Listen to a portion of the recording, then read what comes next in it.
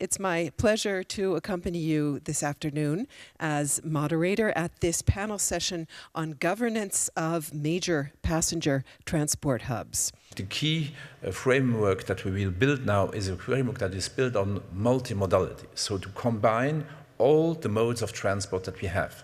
We have a model split today of 80-20, and the aim is to go on the national level to at least minimum 75-25, but especially in the areas like this in the center, we want to go to 60-40. So we want to have a major shift away from individual mobility to more have more multimodality. This is certainly not the busiest hub in our network.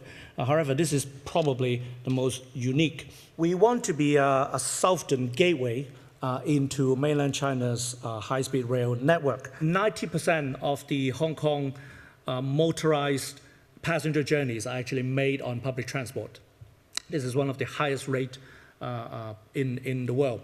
So when, for example, when UITP suggests that we'll double public transport patronage in 10 years, we can't do it in Hong Kong. We already have 90%.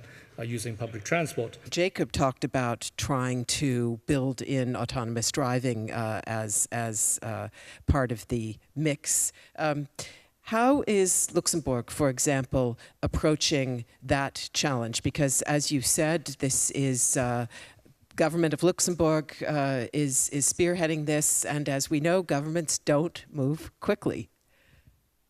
That's not the case for Luxembourg. There's a lot of discussion about bus versus rail, but this is not the real discussion, and it's very much about getting interconnections done and getting an integrated system, and we see that buses can be a very clear mean of solving traffic problems. It's a very educational task for us to explain that most of our traffic comes from cars. You can destroy a lot of value by making wrong decisions and not involving users, customers, and potential operators in the process.